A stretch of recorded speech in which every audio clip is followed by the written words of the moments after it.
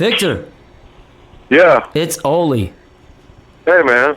Hey, what's going on? happening? Are you all set up for a quick set of questions and stuff? Yeah, man. Awesome. All set up. Well, cool, man. I'll just get started. Tell us, what instruments do you play and perform? I play lead guitar, rhythm guitar, guitar in general. All types of guitar. Cool. Do you do anything, you do vocals too, right? Yeah, I do vocals, yeah. Yeah.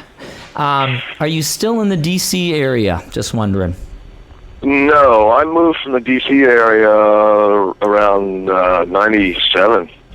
Okay. After I quit Pentagram, the second time I quit Pentagram, and then sort of relocated back down to Knoxville, Tennessee, which was sort of wasn't planned as a permanent move. It was after, my dad had been diagnosed with cancer, and so I moved down here to be near him for a little bit, and then after he died, it sort of became indefinite, and then, just eventually kind of became permanent. So still here, still in Knoxville. What do you remember about Baltimore, DC, and the Virginia area in the 80s? And, Vinnie Paul, I asked him an 80s question. He's like, I don't remember anything, basically. I think I remember quite a bit. I mean, there's probably much I've forgotten, due to my lifestyle back then. But, yeah, I moved up to the D.C., like more Northern Virginia, D.C. area around 81 with, my good friend Lee Abney when we went up there to do the death row thing. And about the scene, I don't know, do you mean the area, the scene in general, that kind of thing? Or yeah, I was just seeing what you'd conjure up. I remember coming in 84 on our first little jaunt there with Trouble. And we were in Baltimore, and we met some people from Death Row. There's a lot of the memories are very vague. Yeah. But I think it wasn't The Obsessed open for you guys then? I'm not sure. Like, I can't, I think that's what Dave Chandler was saying too. Yeah, because, I remember that. I remember when you guys came through, and actually it was around the time that Wino and I and Dale Flood from Unorthodox all shared a house. Yeah, we all shared a house together in Rockville, Maryland. And yeah. So basically all three of our bands rehearsed at this house. Cool. So that was a pretty wild setup, with, of course, we were all in our early 20s and that kind of thing. So, yes. There was caution to the wind, and everybody was, definitely wide open at that time. And you guys were coming through, like our bands, it was so hard. I mean, you couldn't just tour like you can now. I mean, bands, you can pretty much set up a tour, anybody, if you put the time into it and do it. Yeah. But back then, unless you had something going on, man, with somebody to help you with all that kind of thing, it was next to impossible to do. But I remember, the first Trouble album used to get a lot of play at our house, and then you guys were coming through, and I don't know how, I don't even remember how they got on the bill or whatever, but that was pretty cool. Yeah. And I guess that was around 84, right? Something like that. Yes. But, is Dale still kicking? I remember Dale, and I remember a bunch of people all coming at the same time. And I don't know why Dale sticks out the most. I think he gave us like photos and phone numbers and everything. It was really cool. It was a really great connection with you guys from the. And I think that's he was a major. Yeah, Dale was like just an insane Trouble fan. I mean, he was like, he used to play that first The Skull album just like constantly, man. Too much. I mean, we were all digging it. But Dale was just fanatical, about it. He was just so into you guys. That's funny. I mean, just anytime, like, music would be like, oh, man, it's like, the Trouble album again. I mean, it was just like, dude. That's great. Yeah, it was. It was kind of cool, So he was just, really into it. And But we all were, because, we didn't really realize that. I mean, I think we were all sort of discovering the bands at that time from around the country or from around the world, really. Yeah. Who was like starting to do this heavy thing, and without the internet like we have now, it was rare to hear about, to find out, or it was hard actually to find out the things that were going on, around the country or around the world or whatever, especially with this kind of music, because such an underground thing. Fanzines, remember, like the old photocopied, Oh, yeah. I mean, there would be fanzines floating around that were just basically, photocopy sheets stapled together, and that type of thing. But, man, I mean, it was cool. If you got into anything, it was like, just to get in print was like a major deal, We were just watching some stuff from early Death Row, and, man, dude, wow. Killer. Heavy riffs. Anything about Death Row that stands out to you that just really opened up for you, like, or anything that sticks out that you regret or wish would have, happened with that group? You're going to get these same questions on each of your groups. Yeah. Anything that stands out about Death Row that blows your mind? Well, I mean, Death Row is one of will always have is always like a soft spot in my heart for Death Row, because that was like my first real band, coming out of high school, and it was the first real band, other than just sort of jamming around type little bands, that you kind of put together when you're in high school and that kind of thing, and but. When I reached a certain, when I was like 17, 18 years old, is when I really started to write some songs. Like I started writing like the Relentless and Death Row and some of these songs.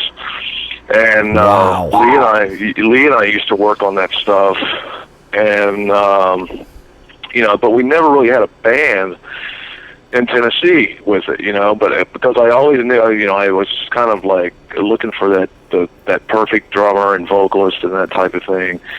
And, and at the time, there was just really, I mean, especially where we were located. We were actually not even in Knoxville. We grew up in this little town called Morristown, Tennessee, which is about 40 miles outside of Knoxville.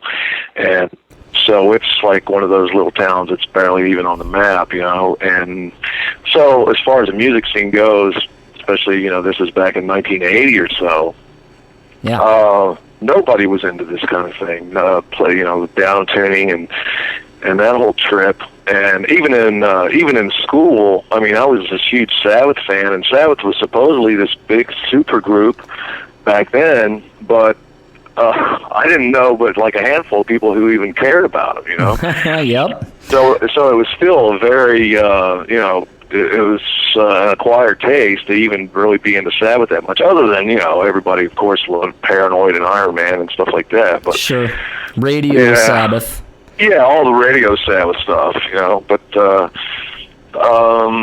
anyway, man, we started putting this thing together, and I started, sort of feeling like, I had somewhat of a gift for songwriting and that type of thing, and just started to realize what I wanted to, where I wanted to go with it and be a little more serious about it than just little jam sessions with people.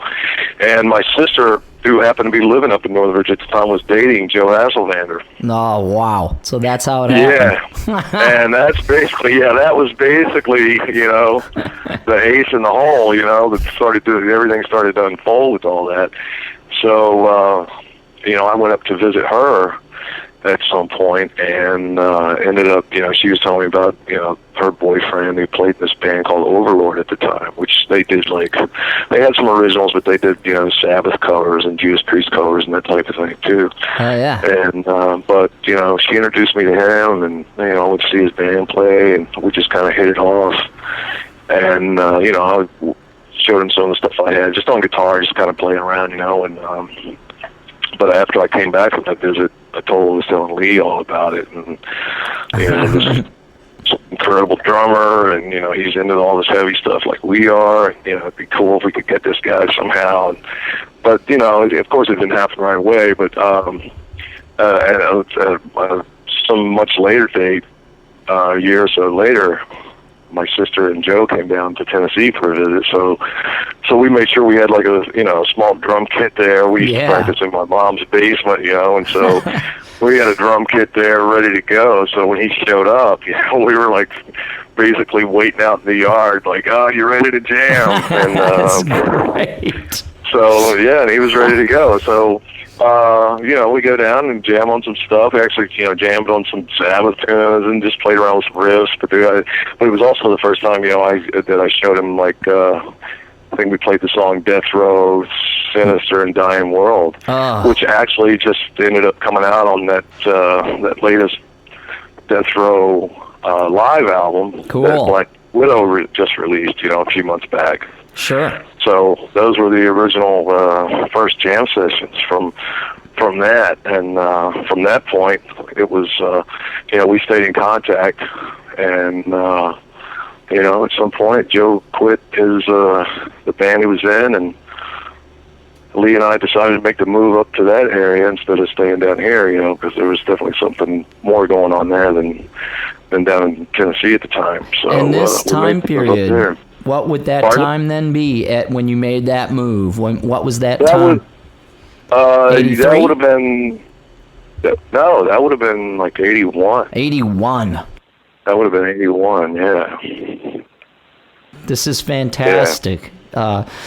You always wonder about all the actual, connections that occurred in some of this great doom, and this is just really fun. I'm blown away. That's cool. It's really wild. So so that's Death Row, and that goes how long? Then, Victor, how long does that last for us? Well, we made that move up there, and we got started with rehearsals immediately, and then of course we had to, we started our search for a lead singer, and we have trying to find somebody. It's the same thing, just pretty much any. You try and put a band, a doom band together, which I don't even, the genre didn't even exist then, but to find the people to play the kind of music is next to impossible, as you probably know. And so, we kicked around the idea, auditioning different singers and that kind of thing, and then Bobby's name kept coming, rising to the surface, and Joe was very, apprehensive, like, about using Bobby. And so once he gave me... Why would that be?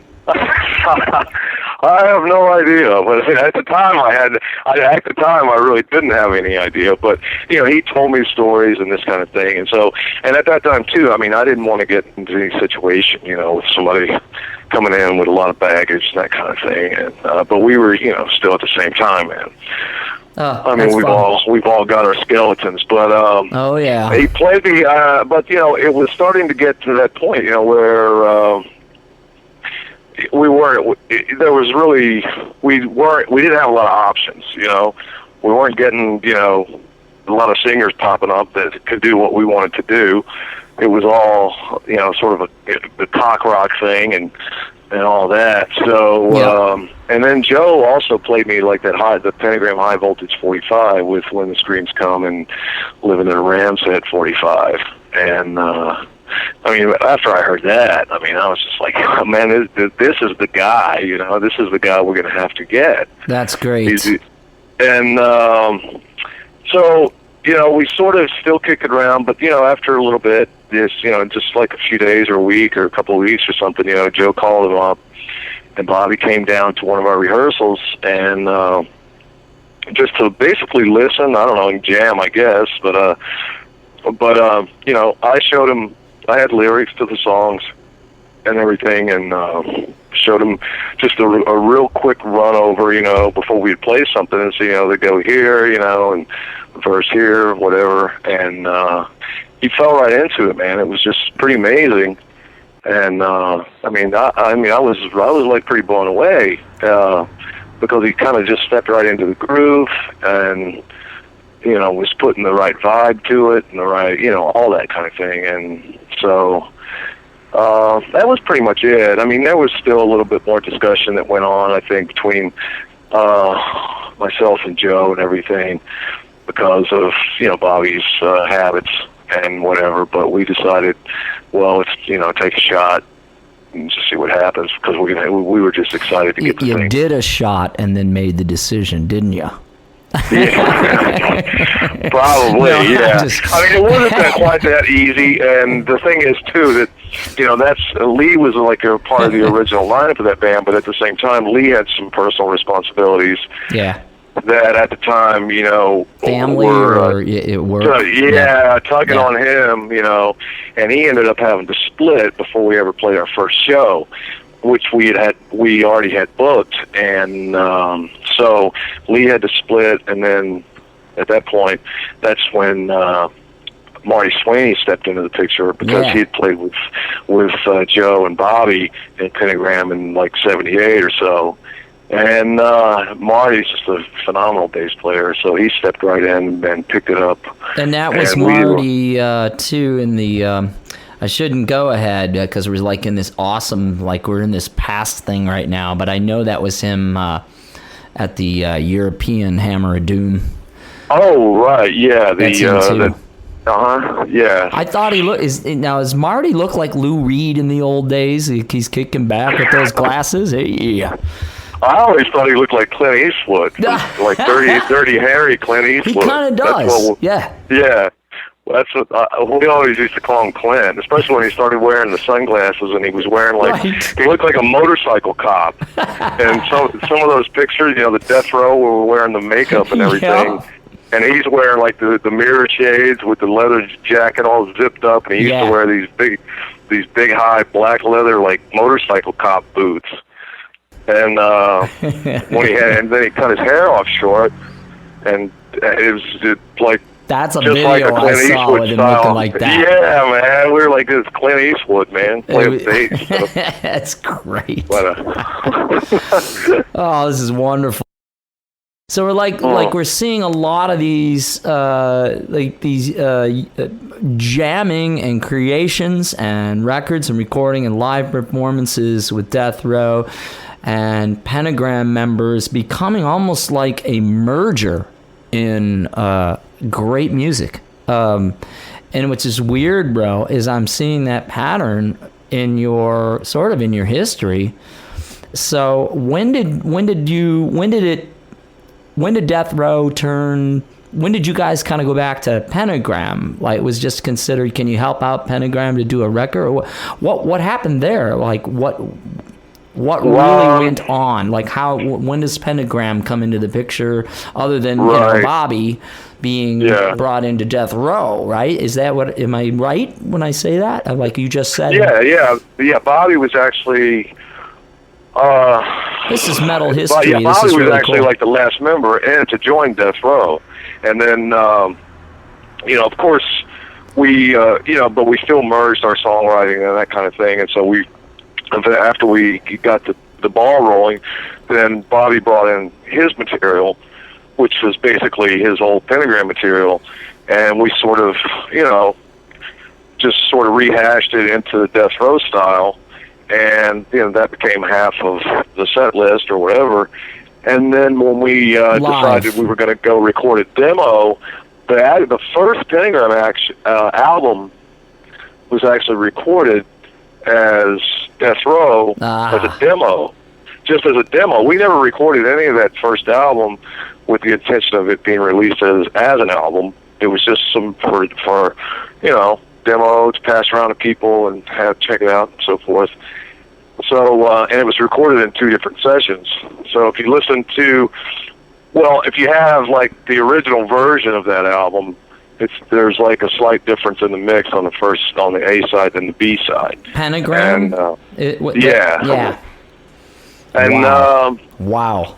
This is great. So, but before all that happened, we did all that before the end of '83, we did those 2 different recording sessions, which I think it was a total of like 11 songs, and then after that, I think things started to sort of fall apart with during the Death Row era, because we were Bobby and I were pretty close, and we started I think really we started just hanging out together too much, and then you know, letting each other's habits get the best of us. You know. Well, I know that. Yep. Yeah. Happens to the best You of know, us. Right. You know, you sort of, you know, you are the company you keep a lot of times. So, you know, but I'm not placing blame on Bobby or anything like that. It's just that we, you know, if you've got that chip in you, then it doesn't take much to activate it, really. So, No, not at all. yeah. So things were getting a little bit weird and stressful at that point, you know, and Joe was being very dissatisfied with the situation. And so by the end of '83, Joe decided to quit, you know, and he moved. I think he had set up a couple of auditions or something in New York at the time, and split to go, you know, try something elsewhere. That's and when that Joe time, was kind of working with other groups, like when you look at kind of Joe's history there. yeah, he had decided to kind of peel off and you know, I guess do, you know, whatever was in his head as far as you know, heading out on his own to Sessions to make it, you know. Some sessions. But I think one of those was actually when he at that point was when he, I think the audition he had was for White Lion, if you remember that band. And so I thought that was pretty strange, personally. Yeah, I was heading. I think he was heading into the session land there. And then, but I'll do anything. Well, it's just like one extreme, you know. I mean, he'd been in these bands doing all this heavy stuff, and especially, you know, I think Death Row is probably the heaviest thing he'd been in to date. And then suddenly, not that he quit, but that was the thing that he went to. Not that he quit. I mean, I could understand at the time. I can look back and understand the circumstances and see why he quit and understand it. But to quit and go audition for a band like White Lion is what still baffles me. You know, but baffles the mind. Yeah, man. So. Nice. Anyway, man. So when he quit, you know, Bobby and I were. I mean, we didn't really know what to do at the time. Just, you know, just like before, you know, there's not a million drummers floating around looking to play, you know, super style of heavy music, material. and yeah. So, you know, I actually took a peel off and took a break down in Tennessee for the summers at that time, just to, you know, and I wasn't doing very well as far as making a living, and I pretty much exhausted my resources for sleeping on people's couches and all that whole trip. And wow. So I went back down to my parents' house for a few months in the summertime just to kind of regroup before I went back up to Virginia. And at that point, we had gotten in touch with Stuart Rose to replace Joe. Yeah. And he was in a local band called Hellion. Alien. And I think, pardon me? Alien? Hellion. Oh, Hellion. Yes. Hellion, Hellion.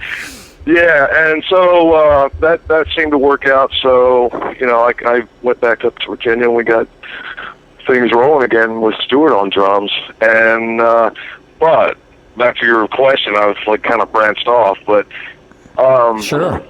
It comes to during the time we were on sort of this hiatus while we were looking for a drummer. Bobby started bringing up the whole idea of changing the name to Pentagram, which I wasn't really too in tune with that, man. I mean, you know, the band was taking your baby and changing it. Exactly, you know, and but you know, I was probably 21, 22 years old at that point, and you know, he started like bringing out these, you know, little clippings of press that Pentagram had gotten back in the 70s and little tidbits of notoriety and that kind of thing, and was impressing upon me how that would work to the advantage of the band if we went back to the name Pentagram and all that kind of thing. And I still really wasn't digging it, but I guess I sort of, you know, try to balance it out in my own head. What would be, you know, what would be to the biggest advantage of the band and that kind of thing, if that press could actually help the band. So it's almost like Pentagram's first reunion then at that point. Well, I didn't really look at it that way. I know, that's a joke though, but the thing is, you know, it's like in the 80s. Well, after going round and round about the whole thing, and I agreed to do it, and it was like immediately, man, suddenly I was in this band that was like 12 years old. Because Bobby wasted no time at all, like Pentagram's back together, and I was like, back together? What do you mean? It's like it is a reunion, bro. That's funny.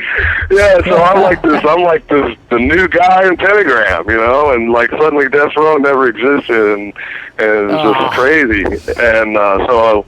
That was probably, you asked like some of my regrets. That's probably one of my biggest regrets is that we changed the name to Pentagram because it was really Death Row at the time. Yeah, because it was really Death Row, and killer. Most of the material we were playing at the time, especially live, was all Death Row material, and so it was a little bit weird. And then the thing is, we ended up getting that deal for the first Pentagram album through the dip that was Death Row, and subsequently got released as the first Pentagram album. Wow. And so ever since then, there's obviously been all this confusion about the difference between Death Row and Pentagram, which most of the time Death Row has just sort of gotten, pushed behind the curtain or whatever, and kind of forgotten about. But that era of the band was kind of always just be Death Row to me, just because of the material that we recorded and a lot of that stuff I wrote when it was Death Row, and actually a lot of the stuff I wrote before I even met Bobby. So sure. Now, was one of those Relentless? Was Relentless written a long time ago? What is the story about Relentless? Yeah, Relentless. I actually wrote the main riff in Relentless. I actually came up with when I was about 17 years old. And then, wow. But I didn't do anything. I came up with this riff, and I was like, wow, that's a killer riff, And I tried, for a long time to finish that song, to make it a complete song, but I could never really, I don't know if you've ever had a riff, man, and you can't really come up with anything to go with it. And so I just kept playing around with this riff, and I actually didn't, it took me like a year or so to actually finish that song, to where I had all the other parts to it that really worked good, that kind of thing. But Relentless was was one of the first songs that we did. In the initial rehearsal, like Place of Skulls, you got to finally give it your your biggest kick. Like this is what I wanted to do. Yeah, I sort of you mean with that song? Yeah. It was I don't know. Well, when we were doing the sessions for that the Black Is Never Far album, the Place of Skulls album, we kind of needed another song, and really we've been doing Relentless live, so that was sort of an easy one to throw on there just to do for kicks kind of thing,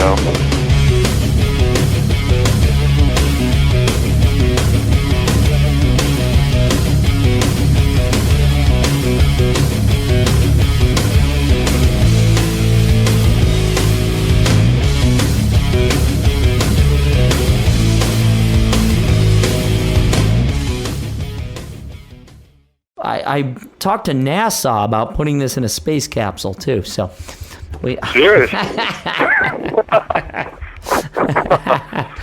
Anyways, man, let's this go. whole doom scene is getting really big. Aren't we? Oh, we're big. Yeah. Our ship has finally come in. Yes. That's wonderful. There's so much to talk about. Yeah, you put it into a time capsule that they would think it was way older than it was. Right. Or they'd figure it out right away. This primitive form of music these people were listening to.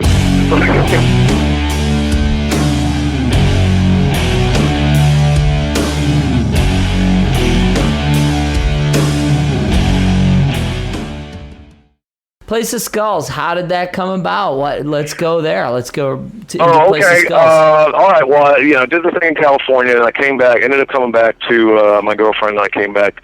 Well, actually, came back to Virginia and got back together with Pentagram for a while. We can come back to that if you want to later, because no, that's fine. That makes sense. Yeah, and but around '96.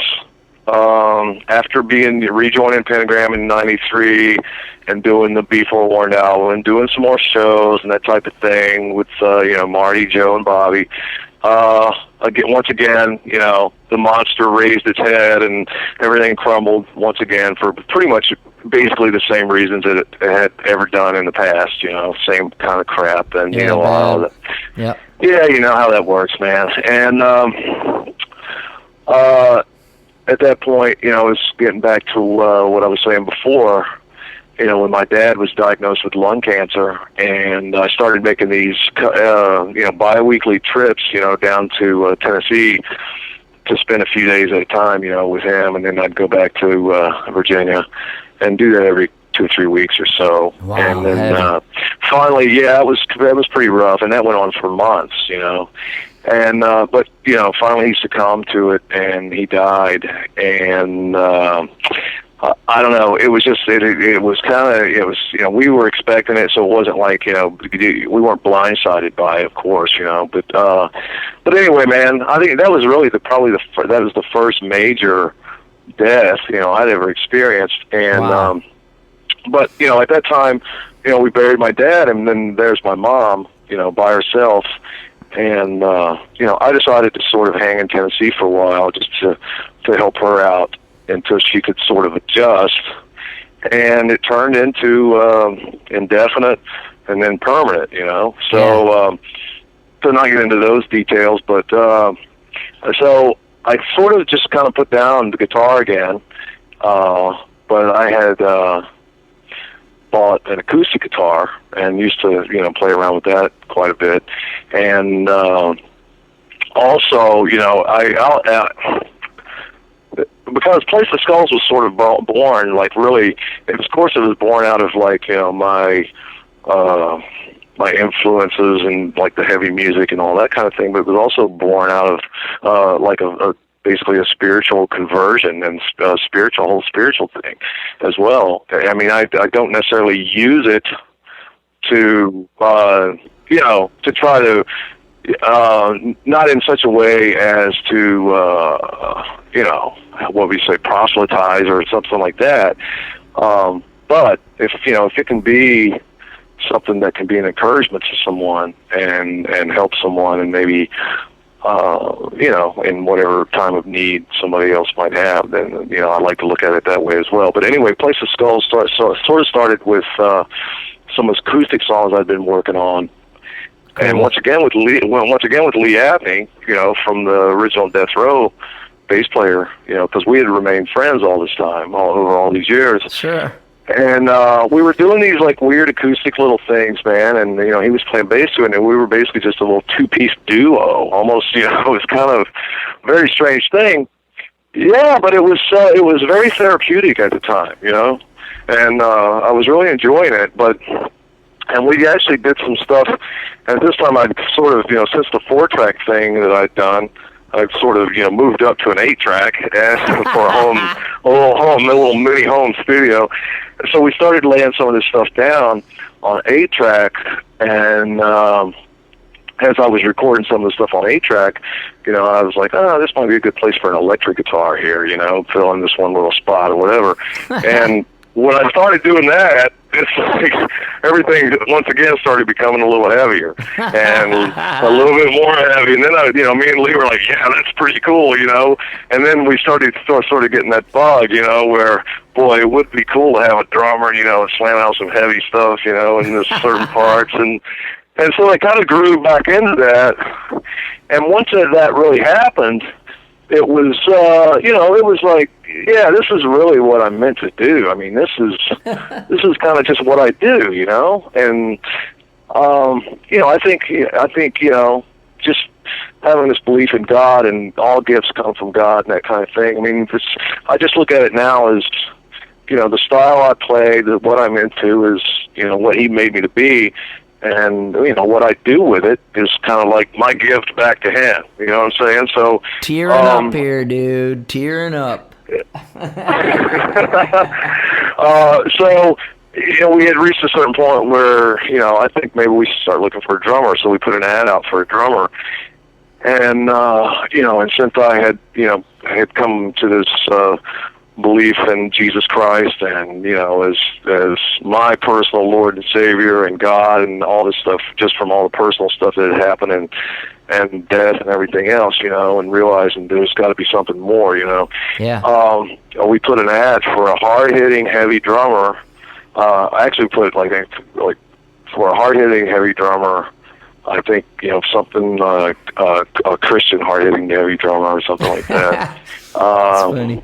We had the ad out for several months, and you go through that whole thing. It's where you get these people to audition where it doesn't feel like they even read the ad. They just saw like, it's like, drummer, oh, I'm going to go. And it's like, this, you're nothing like what we want, And so Tim finally answered, got a call from Tim Tomaselli, who's has been the drummer ever since.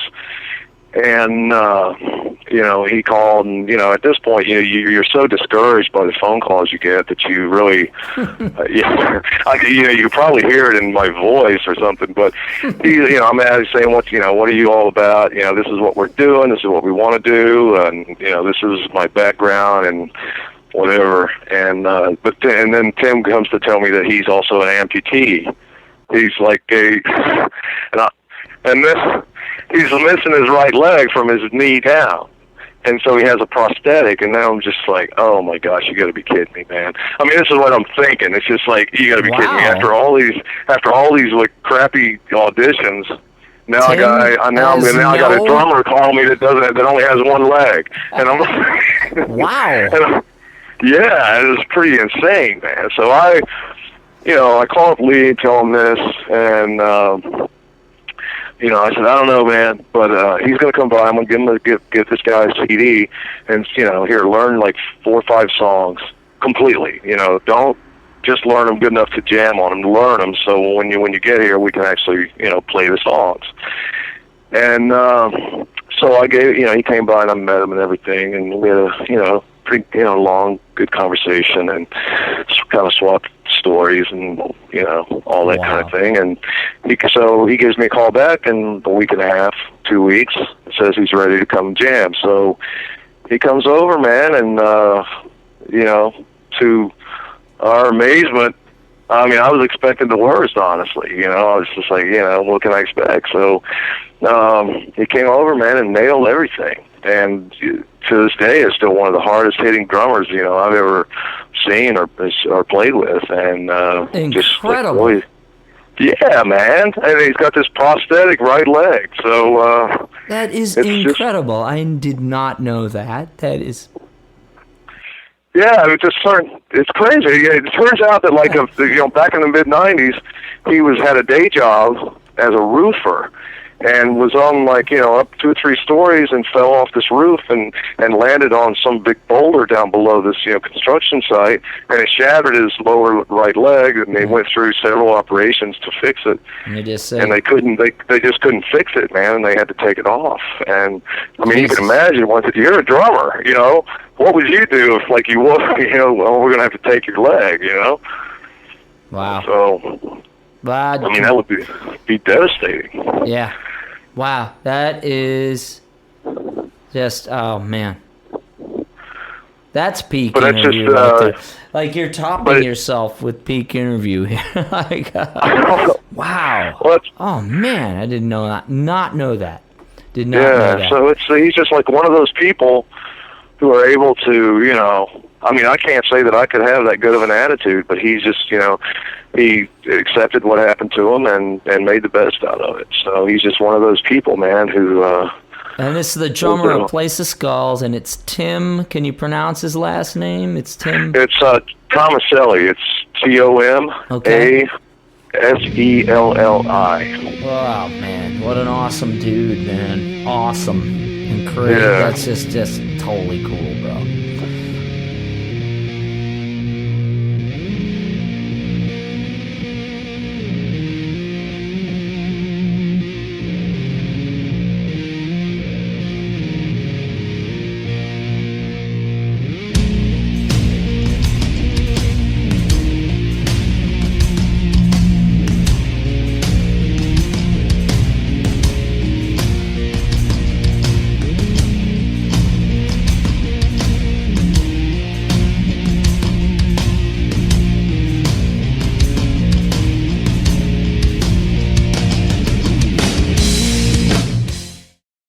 so we're going to go like into some other categories. One last thing in this same thing. We're in Stories of Doom right now, bro.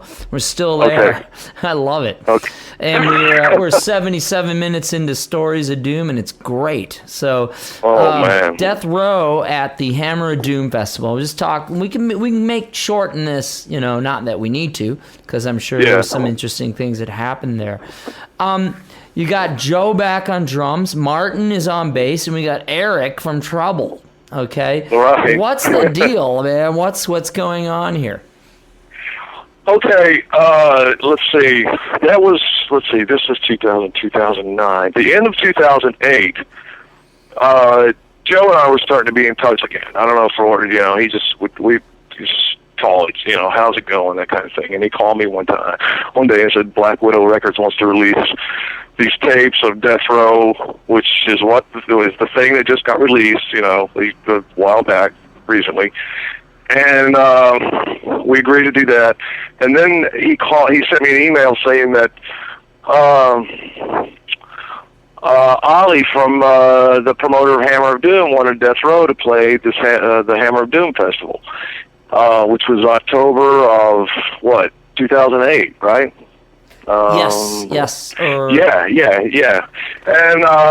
And he needs an answer right now. Well, anyway, man, what happened was I was rehearsing the songs and also some of the new stuff we'd done with Place of Skulls, and suddenly I was having all this throat problem where I couldn't hit like. Yeah, I was just like, man, I don't know what the deal is. And it wasn't like my throat was bothering me or anything. I just couldn't sing suddenly for some reason. And this was a couple of months before the Hammer of Doom thing, and I got so worried about it that I didn't want to put it off and hope that everything would be cool, and then the show would come, and then I couldn't give a good performance. So I don't know, man. Just thinking about it, I sent Eric an email. I don't even have any really idea, a good reason why I thought of Eric. I was just like, wonder if Eric would do it. And he and I had only met a couple of times. Once in the 90s, and I think once after that at some point somewhere. And so I said, look, here's the deal. We're supposed to play this festival. I'm having some voice problems right now.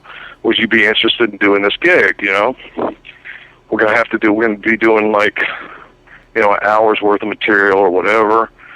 And he sent me back an email. It was a little bit, several days later I got an email back from him, and he said, yeah, he'd be interested in talking about it. So we exchanged phone numbers and ended up, talking on the phone and this and that. And I said, well, here's the other, and he said, yeah, I'm interested in doing it. Eric, after I told him that Trouble was playing, his comeback was like, oh, I'm even more into it now. Oh, yeah. Yeah. And I was like, all right, well, if you're up for a soap opera, then, that's your deal. Yeah, if you're looking for that kind of drama, then there it is on a silver platter. So I didn't know what that really meant, as far as, the whatever went on between him and, you and Bruce and anybody else. So I called Joe and said, look, I talked to Eric, and I'm having this voice problem, and Eric has agreed to do it. And so Joe was just all about that, oh, that's great, this will be cool. And so once we knew that everything was going to happen, they started doing the little press releases about it. And we had some good feedback, I think it kind of added to it, the drama of it, I guess, a little bit. Some people were like, I don't know, I don't really hear that working, and that type of thing. And it wasn't meant to be a permanent thing anyway. It was billed as a guest singer. That's cool. And, that's cool. Yeah. So everything about it was just, Eric Wagner, guest singer for Death Row at Hammer of Doom kind of thing. And wow. I even told Joe, and I talked to Joe and Marty about it, and I said, yeah, we're going to do it.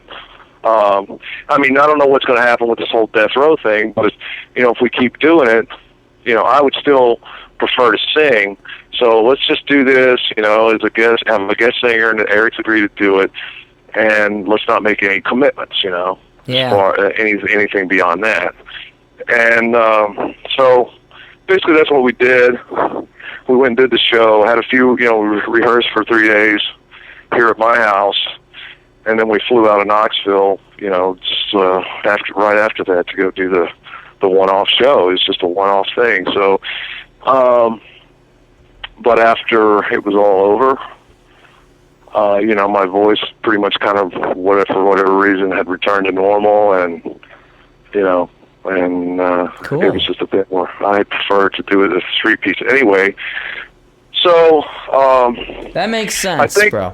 Yeah, and I think that, you know, well, and I told, you know, Joe this too, but Joe got a little excited about.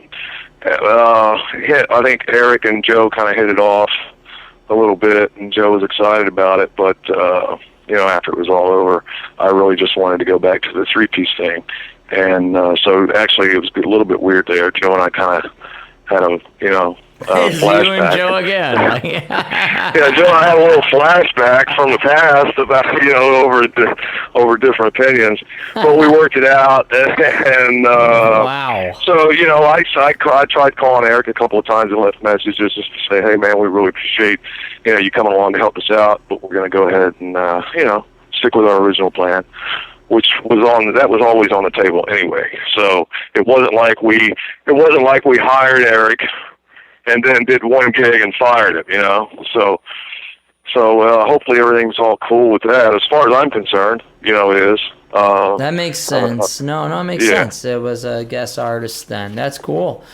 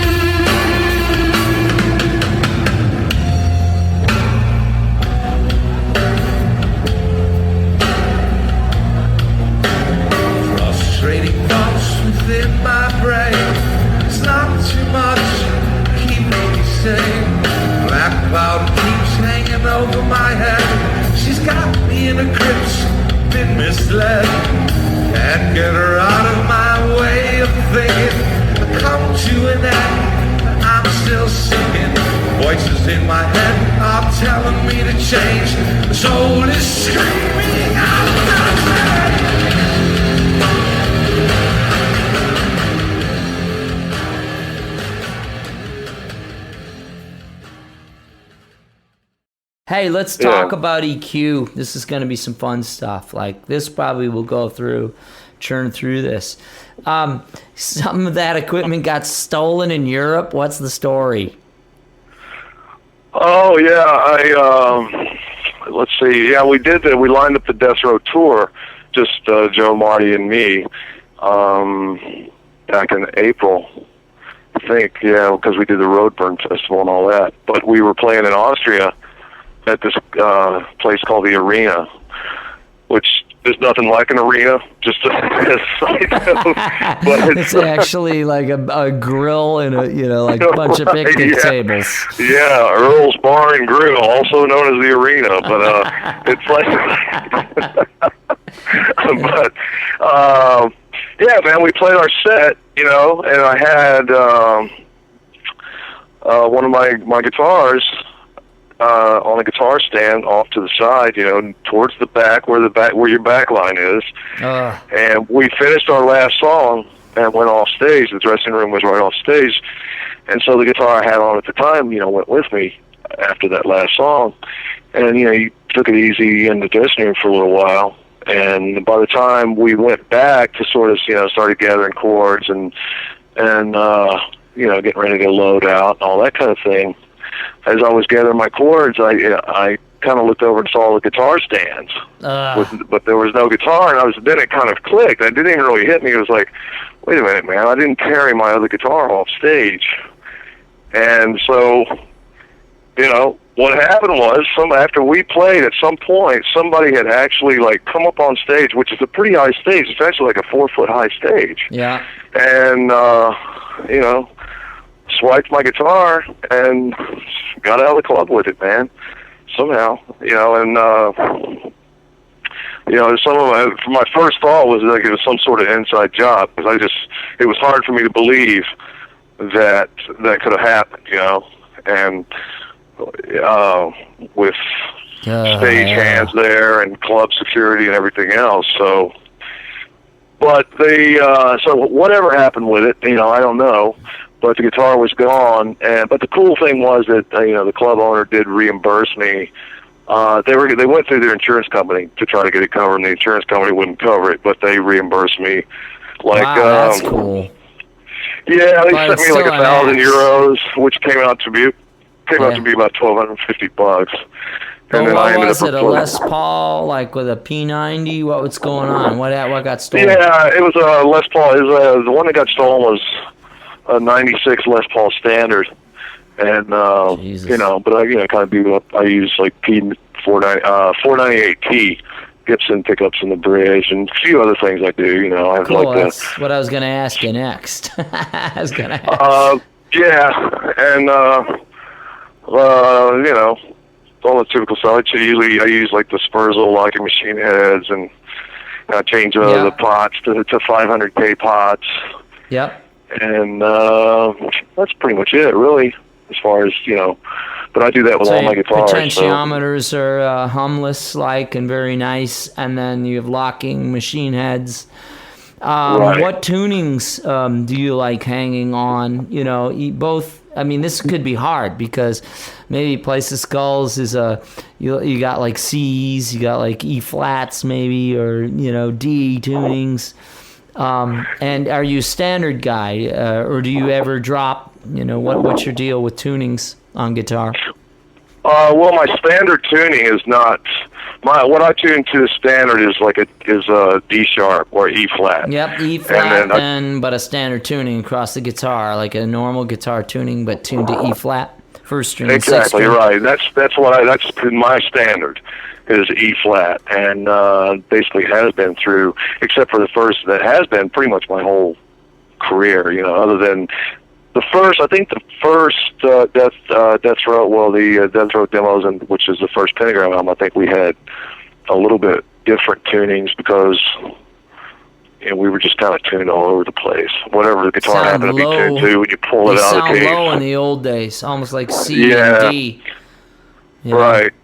But then, of course, that's the standard, you know, standard tuning. And then from that, you know, you have your typical drop D stuff. Like and then the Irish thing to do. Pardon?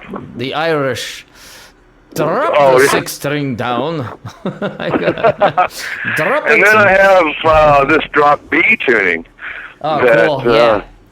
Yeah, which is, which I sort of, to me, that's one of my personal innovations. Yeah, because I kind of came across that like in '79 just by playing around, trying to find like, I'd already started doing a lot of drop D stuff, and I was like, well, there's got to be something. What can you do to get heavier or thicker or lower than that?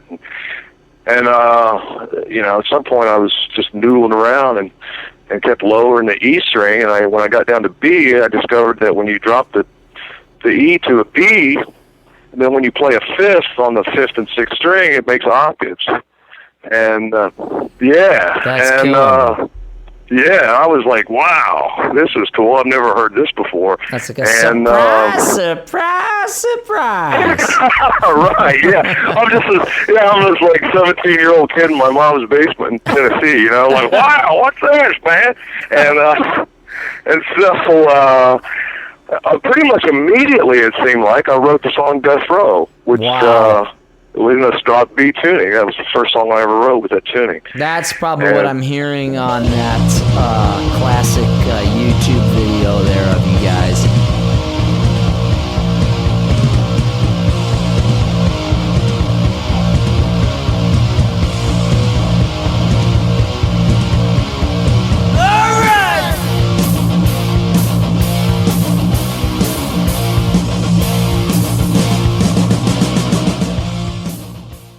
Okay. Okay. Are you ready to play apples and oranges? Okay. This is Okay. which do you favor more? Beatles, Stones, or Kinks? Oh. And you're going to match Kinks. me. Kinks. Yeah. That's a match. Sabbath or Deep Purple? Sabbath. That's a match. Alice Cooper or Arthur Brown? Alice Cooper. That's a match. Slipknot or Mushroom Head? Mushroom Head. That's a match. Guar or Lordy? I guess Guar, because I don't really know Lordy that much, so. That's a match. Karen Carpenter or ABBA? Oh, wow. That's kind of an even thing.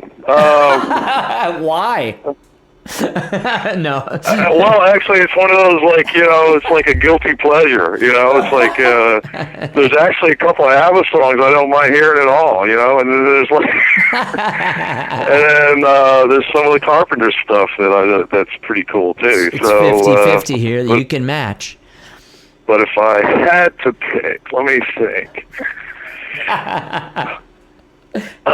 Karen Carpenter. A total match. 100% matching. And you look, if you realize, like, no one loses on my show. Oh, so you get the little bell. Oh, okay, I got you. I thought I was doing good, man. No, you were. Actually, you know what's weird is I set that up to where if you didn't match, you know, the question, really the only one that didn't match in that one, even though I said you matched, does that make me lying? I think I'm lying. Is Arthur Brown. I would have picked Arthur Brown over Alice Cooper, but you know, these are like, what's so funny is I love all these guys, and you know, right, yeah. Even Karen Carpenter. Well, there's specifics too, because I really like Arthur. I really like Arthur Brown. The only person that ever came out on stage with a sterno on his head. Yeah, what a weird dude, man. He's like heating broccoli, you know, in a steamer. Anyways, let's go to closing. This is the last two things. What's your philosophy about it all? Just do more of what's good for each other than only what's good for ourselves. And just, you know, keep God in our thoughts and in our hearts, man.